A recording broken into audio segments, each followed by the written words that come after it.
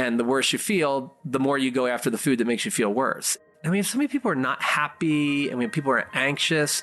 This is all serotonin and GABA, which like 95% of it's regulated and created in our gut. So all our happy hormones and our anti-anxiety hormones start in our gut, not in our brain. They just work on the brain. But the drugstore is the gut.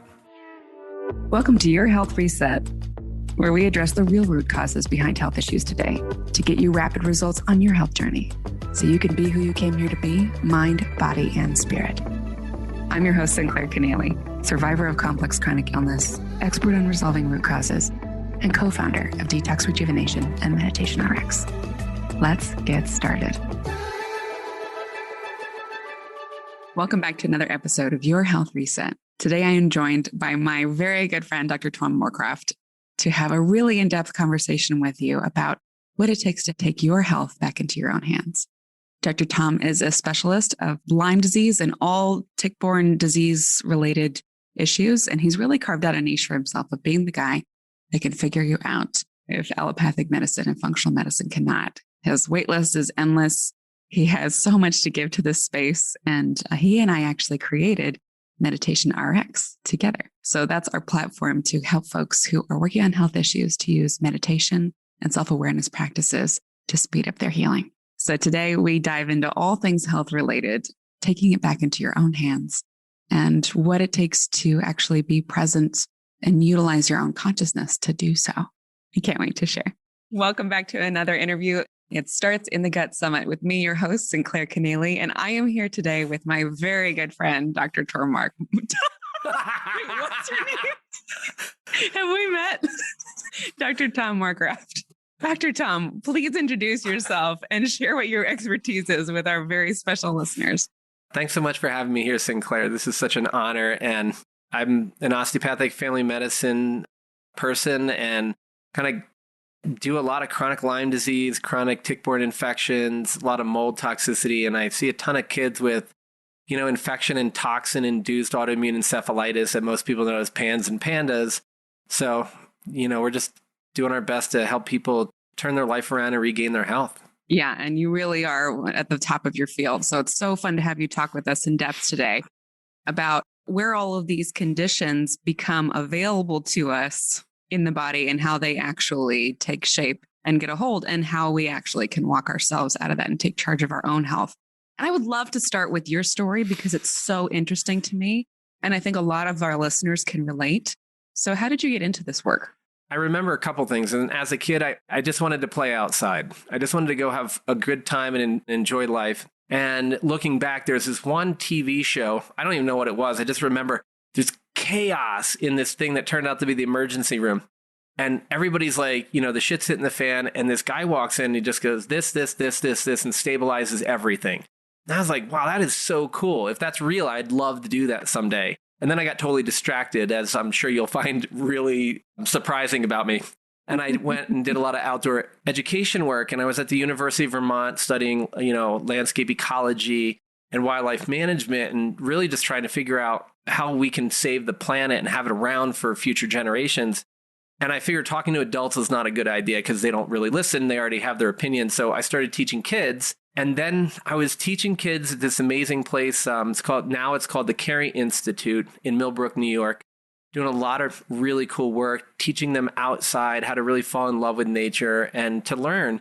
And then I remember one day that I was sitting there and my boss comes up to me and is like, what the hell's wrong with you? And I'm like, what do you mean? She's like, you haven't gotten any work done in like the last week and a half. And I'm here like 10 hours a day. What do you mean? And she goes, look, just get this one project done. I need it done. I'm going to check on you in an hour. And an hour later, she comes back to see me staring at a wall, literally drooling on myself. And the cursor hadn't moved on the screen. And so obviously at this point, she said, hey, you probably should go see a doctor. And I was like, well, that's good. And this is back in the day of rotary phones. And I was actually telling a friend of mine that I was going to go see my parents' doctor. And they're like, well, can I call you when you get back? Right? Because I was on the phone. I had called them, but no caller ID. They asked me for my phone number and I didn't know what it was, despite it was on the rotary phone right in front of my face. I literally was blank. And so the long and the short of it was I got diagnosed with Lyme. I was told that, doxycycline, 10 days, I'll be good to go. I laid on the floor for 4 days, shaking and sweating, parents taking me to the bathroom. 10 days later, I felt kind of okay. And over the next 8.5 years, I was super sick, chronic fatigue, fibromyalgia, a whole bunch of different psych diagnoses that ended up getting thrown out. And in the end, it just turned out that, they had not effectively treated the Lyme disease and they missed the babesiosis. And that's kind of the start of it all. It's so interesting how that happens.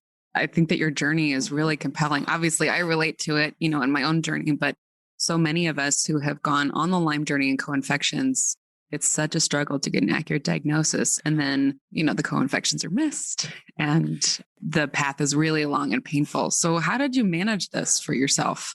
About 6 years into everybody telling me it's in my head, and I'm like, no, there's something physically wrong with me. And the reason I'm angry and want to kick your ass is because you put your head in it. I came in and I said I had joint pain, brain fog, and fatigue. And they're like, you have joint pain, brain fog, and fatigue. I was like, well, thank you. What did I just pay you for?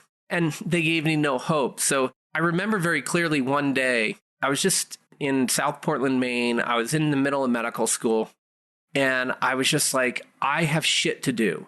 I was recently married. Like, I wanted a family. I loved playing outside. I was being able to do less and less of that.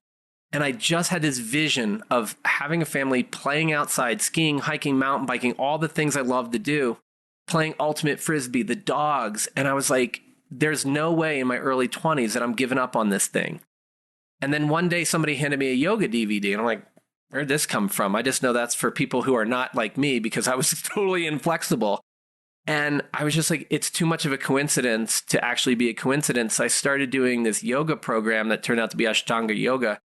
And I learned when you dove into it, it was movement on breath, not what most people think about Ashtanga and power yoga, which is like push it until something rips, right? And be competitive. It was really about learning to listen to your body. And being somebody who was all ADHD and I was super hyper cortisol, I was just fighting for my life. I needed something to help calm my nervous system. And I got into it through this movement on breath. And then ultimately, I just remember going, I just had a soda and it doesn't taste good. My family, we grew up like Coca-Cola was a food group, right? My grandmother had a half a can for lunch and a half a can for dinner. And I was in school, right? And so I'm like and I feel like crap. So I'm having like 2 liters a day. Lo and behold, it turns out that having like 2 liters of Coke and a 6-pack of beer a night is not good for you, right? I mean, like, shocking. Who knew? Breaking news. Doing yoga, and really it was more of a breath awareness practice for me, and calming my nervous system allowed me to listen to my body where it was saying, stop eating all this crap. And so I started to radically change my diet just by listening to my body. And as we were talking earlier, it's like, I never had outward gut symptoms, right? But I had no energy no matter how much I slept. 4 hours, 12 hours, it didn't matter. I couldn't think. I literally couldn't do at one point 2 + 3 in my head, right? And I just laugh at that. And everything hurt. Like literally, and if Jill touched my arm, it would feel like somebody shoved a lightsaber into my skull. And which is really great when you're first married, hey, I love you, don't touch me, The more I got in the meditation, and it became a moving meditation for me, and the more my nervous system, I allowed it to calm down by just allowing the breath to teach me. My body innately didn't want to eat all this junk. And then a ton of these outward manifestations of my crappy gut and my underlying Lyme and babesiosis started to go away. And about 2.5 years into that transition to actually working with the natural forces in my body, I ran into the doctors who I needed help from to get all the way done. But I was 70% better with yoga, meditation, dietary change, and I was in osteopathic medical school, so we did a lot of treatments on each other. But no medicines, no herbs, didn't know anything about any of it. It was literally, I started to heal from the inside out, and it turns out in retrospect, a ton of it was focusing on my gut. This is so interesting because I think for you and I, both coming from the Lyme fibromyalgia journey, I had the opposite experience with my gut where everything hurt. I was constantly nauseous and I looked 6 months pregnant. It's almost easier of a path because you can point at it and go, oh, okay, something's really weird broken here. Yeah, this one right here, this sucks. So, talk to us about the science behind how these dietary changes and these internal shifts that you made with breath work really started relieving stress in the gut and actually allowing your body to rebuild. I think that would be really interesting for people.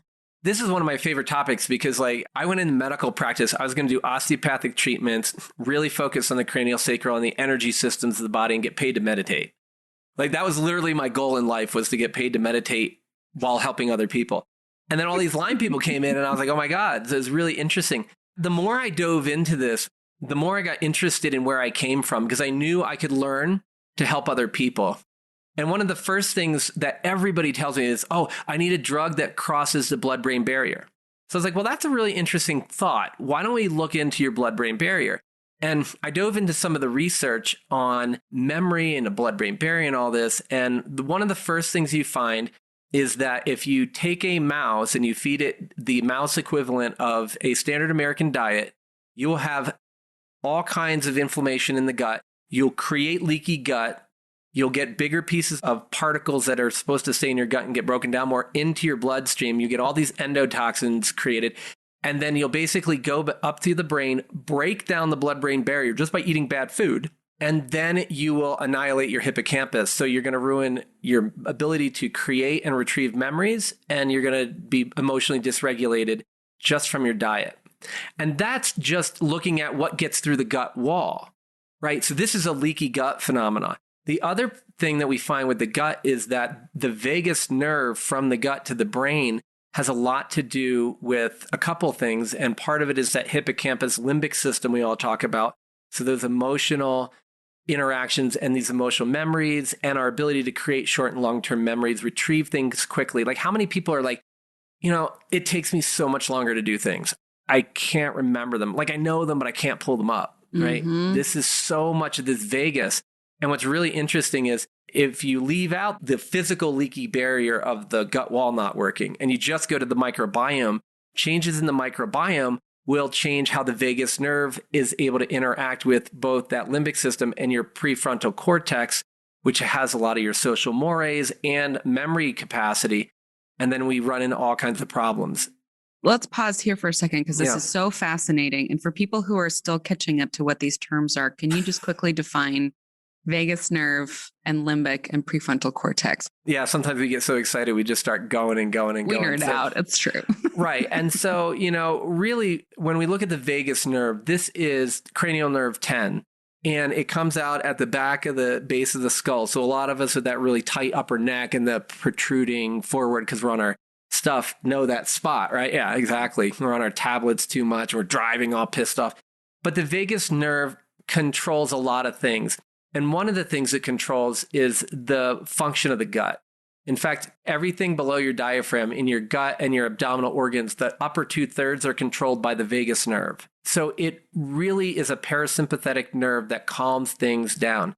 For you to digest food well, you need to be in a rest and digest parasympathetic state. For your immune system to work really well, it has to work. And then a lot of us are aware of this thing we call the solar plexus region. And a lot of us science nerds call it the enteric nervous system, but you could call it the second brain.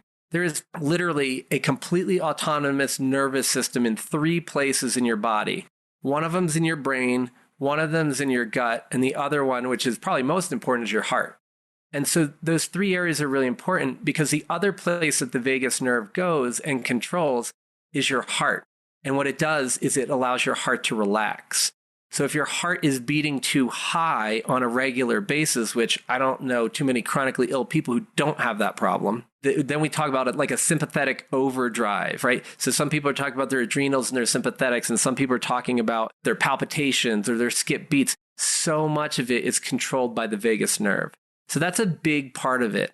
And then up in the brain, we have this whole kind of area that we call the limbic system. It's so much of the emotional mind. Part of it's called the amygdala, where we store fear memories and we react to things. But it's also involved in absolutely everything that's going on in our body. So we do end up with this situation where we're looking at learning, short-term memory, spatial processing, our ability to navigate through space. The prefrontal we were talking about, a lot of it has to do with complex information, processing, planning, social mores. So you see this kind of fall apart in people with advanced Alzheimer's, where like the old guy's out at dinner and he pees himself and just kind of laughs, because he doesn't know that it's an issue, right? And it's really not for him. But so much of it has to do with memory and space. But part of this limbic system even has to do with metabolism, sleep, and feeding behaviors. So then when we start to see this off, it's kind of like you get in a feed-forward loop, right? And feed-forward loops are usually bad. What I mean by that is, like, let's say you eat some food that breaks down your gut, then it goes to your brain and it messes with the part of your brain called the hypothalamus, and it changes your feeding behavior. That then in turn goes back to your gut and allows you to like do things that are not healthy for your gut. And you just keep getting in this loop. So the worse food you eat, the more you want the bad food. And the worse you feel, the more you go after the food that makes you feel worse. I mean, so many people are not happy. I mean, people are anxious. This is all serotonin and GABA, which like 95% of it's regulated and created in our gut. So all our happy hormones and our anti-anxiety hormones start in our gut, not in our brain. They just work on the brain. But the drugstore is the gut. That is such a good metaphor for it. The drugstore is the gut. Yeah, I should trademark that one too, right? It's so true. You have to get this information out there. It's so important for people to understand. Your gut is the gateway to health in every major system in the body. And because of how our culture has really derailed the way that we grow our food and access food and process it, we're all sort of starting on the back foot here. And we're decades into this problem, right? I mean, this really took off after World War II. We had that oil surplus that turned, petrochemicals, we had to do something with them. So we're like, hey, if we spray these on the fields, the plants look greener and bigger, but that doesn't mean they're more nutrient dense. They're just more profitable. Right? It's so true. So now we're like 3 generations into this whole experiment where the drugstore in our gut is really out of whack and the supply chain has been off for a long time. So what do you have to say to that for folks who are like, okay, yeah, I'm starting to see the problem. I'm making the connections. I too have Lyme or fibromyalgia, or I've been dealing with a chronic illness for a while, and I wasn't as clear as I am now about, how I have more control over this starting in the gut. But now what? It's interesting the way this all wraps around too, for me, especially in my journey. I looked at the gut and I looked at the brain because my brain wasn't working and the gut was the key. But also when you look at brain detoxification, right?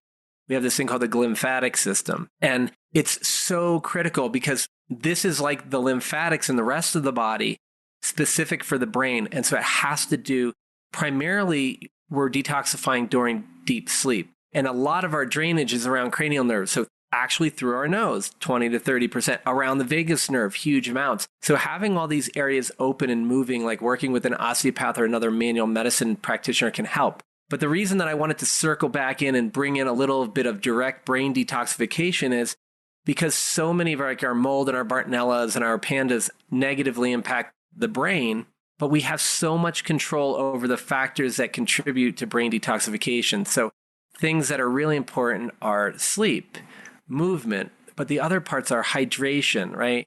Food choices. Intermittent fasting has actually been, and I mean, this isn't hardcore intermittent fasting. Fasting for 12 hours every other day has been shown to improve brain detoxification. That's not that hard to not eat for 12 hours every other day. Especially if you're sleeping for most of that. And you should be if you want your brain to detox, right? Yeah, it's cool. So 8 to 9 hours of it should be sleep. So now you only got 3 hours that you don't have to eat. I mean, this is easy. And the reason I start there is you can do this at home. You don't need to pay somebody for this. I needed 30%. I needed my doctors, right? Most of us will need a healthcare practitioner to support us, mostly to keep us accountable and to be more objective. But you can do so much at home. So I'm always like, hey, your food choices are really critical. Omega-3s have been shown to both repair the gut and the brain. And so for those of us who are okay with eating fish products, that can be helpful. And you can use your plant alternatives, but they're really, really helpful. And believe it or not, a moderate amount of alcohol, meaning like the 1 drink a day, maybe 2, actually can improve brain detoxification. The only problem is then you may be knocking off some of the good bacteria in your gut. So that one's kind of more of an individual thing. But ultimately what I see, especially in Lyme disease, there's a lot of research on how you take back control over your autonomics. One of the most well-known measures is heart rate variability. So the beat to beat changes in your heart that occur with breathing and regular activities. And the thing is, Lyme will ruin the respiratory control of the vagus nerve over the heart. So what you can do is you can go back and you can trump that by doing breath awareness meditations, right? And so you can start with easy things like breathing and just focusing on it. Then when you look at what meditation can do for people, it's just unbelievable, Sinclair. I mean, like people are like, oh, I can't sleep. Well, guess what? We can fix sleep. We can fix melatonin levels with consistent meditation. And this is what I found. It didn't matter if I slept 4 hours or 12 hours, but when I removed the Coca-Cola as a food group and I started doing the meditation, all of a sudden, somehow my sleep started to get better, right? And I'm like, wait a second here. I just basically focused on being calmer, but naturally, I didn't fight it. I did programs that helped guide me to the place of the nervous system calming down in a way that was right for me. Mm-hmm. Because like I remember as we're talking, if I sat down, I thought I'd never get up. But it sounds like on your end, like if you didn't lay down, you were going to drop. Right. Right. And so there's always something a little bit different for everybody. And I just got so into what meditation can do because it changed my life before I even knew I was doing it. Right. I was doing this physical sort of almost like a walking / yoga meditation. And then I was able to sit. And then the more I got into it, the better my sleep was. Lo and behold, the better my sleep was, the more energy I had, the better my brain was. And then I found a lot of really good research showing improvement in the prefrontal area and the frontal cortex in the brain. And then one of the places that I know a lot of people, and especially if you're like me, there's a lot of anger and resentment that goes along with having a chronic illness, talking to a bunch of medical providers who basically diss you, right? And whether it's real or perceived, this is the problem with trauma, right? It's real or perceived. So if you go to a medical provider and you feel betrayed by them, even if they didn't mean it, it is legit real and it's something you have to work on. So there's this. And now you're holding that in your body. And you're holding it in your mind, and you're holding it very much in lots of your body. 3 main parts, right? In your gut, in the solar plexus, you're holding it in the anterior cingulate gyrus and some other parts of this limbic system, which the good news is meditation helps release that. And you're holding it in your heart. Mm. That's like the biggest immune and creative organ we have. I can relate to everything you're saying. I'm sure so many of our listeners can too, whether they're just at the beginning of their health journey or they're, summit junkies looking for that one nugget in this interview that's going to help them get just a little bit further. I very much felt left for dead by the medical community and, the specialists not listening and misdiagnoses and all of that. And I really only had like one 15-minute meditation track that I could stand, and I would just do it over and over and over again. I could not quiet my mind, but I could calm down a little bit with it. What's really cool is I've been doing meditation for a really long ass time now. I mean, once you know it works so well, you're kind of like, okay, well, I'm going to invest more in that. My mind is never off. That's one of the things I think that people are like, oh yeah, meditation, sure. Meditation has been shown to turn off breast cancer genes, right? Isn't that amazing? So, hey, I mean, if you don't want to do free stuff at home that can change everything, don't meditate. But what's really interesting is it's simple and there's a lot of misnomers about it. And I learned this the hard way, right? And that's why I'm so passionate about teaching people about it. We could go on and on and on about how the sympathetics and the parasympathetics work and polyvagal theory and all this other crap. But when you boil it down, is you have an amazing power right within you to take action today by simply paying attention to your breath, then bringing that awareness into your heart, and then ultimately having that breath awareness in your heart with some gratitude. It has been clinically shown to improve heart rate variability. Low heart rate variability means you're old. It means you're falling apart. It means your immune system sucks and you're a bucket of stress. And if you want to have a vital life and you want to have great immune reactions, you want to have resilience in the face of stress and you want to be happy, and that's high heart rate variability. And so all the wearables are checking all this, but you don't need to do it all. You can do it at home. And what I found was that's all well and good, but like if I could put on a track that would guide me. And a lot of what I like is where they have tracks with like really cool music that I can vibe with.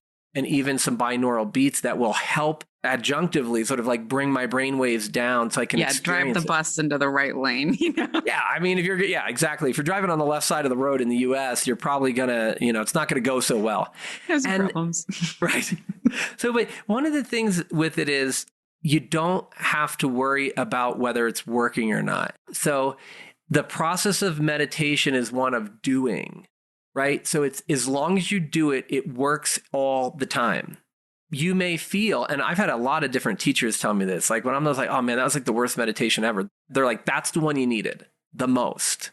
And it's when you train your body to sit there and just allow life to occur and be a little less judgmental than you were the previous moment, you open up this world of freedom. Like for me, it's about space. Something happens and I immediately react. Next day, something happens, there's a little pause and then I react. And then I just keep getting more and more space. And then I'm sitting here going, all these thoughts, they're wonderful. I choose to accept that one. And these, I just choose to let them keep going because my brain is doing amazing things for me all the time. Mm. My immune system is doing amazing things for me all the time. My gut is hurting right now. I choose to focus on that or not. And every time I choose to focus on it for half a second less, I create a little space where healing can get in. It's a crack. So it's a process. And as you know, I love my definition of meditation, right? Most people, it's focus and all this. No, it's to become empty, familiar with. Yeah, be empty, like completely. Never going to happen. Yeah. Samadhi, right? So let's become familiar with this state that we want to be in.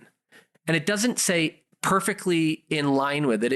It's like one iota more familiar with it. Be in that state where you can see the possibility of healing. Just an increment, very small micron of possibility. And just say, wow, I believe in that possibility just a hair more. Because then you get compound interest. And that's the key of meditation. Well, you know that I vibe with this.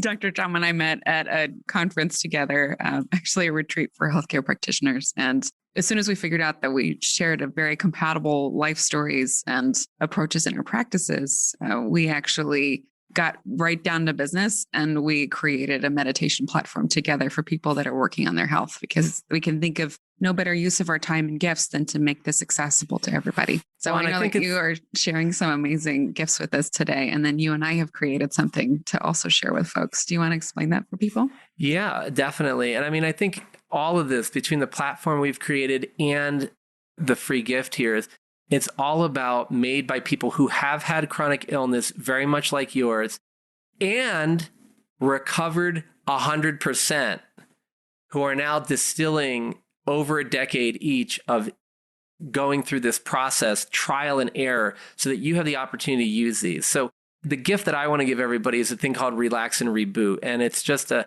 really nice short ebook where I go through 3 really key exercises. I go into depth about breathing awareness, meditation, and incorporating gratitude into it. Talk about a couple of ways that you can loosen up your upper neck, especially specifically to open up the vagus, just with simple eye movements. And then an old school osteopathic thing that you can do, believe it or not, lying down. All you need to do is lie down. And there's a specific position to put your body in, which is very comfortable. And it is one of the greatest things you can do for your nervous system and rebooting your immune system. And everybody can do it. So there's different levels. Try out these in Relax and Reboot, figure out which one works, play around with all of them and go from there. Thanks so much for sharing with us, Dr. Tom. It's always a joy to teach and create with you. And you guys can also check out Meditation RX. And if you want a little tip, I almost forgot. Like, we're in such a giving mood, It's like one of the things we want to do is we're going to pull out one of our, I have a 10-minute rapid release stress busting meditation. Anytime it's designed for during the day, you're about to go off the cliff, you're about to lose your mind, you're about to fall over, and you need a reboot. Just go into the restroom, put in the earphones, and take an extra long break. And, we'll include that with the Relax and Reboot download. And that way, everybody can get a little sense of what we do in Meditation RX. Thanks so much for including that. It's so fun to do this with you. Everybody, you know where to find Dr. Tom based in the notes. And thanks so much for sharing your story with us. Thanks for listening.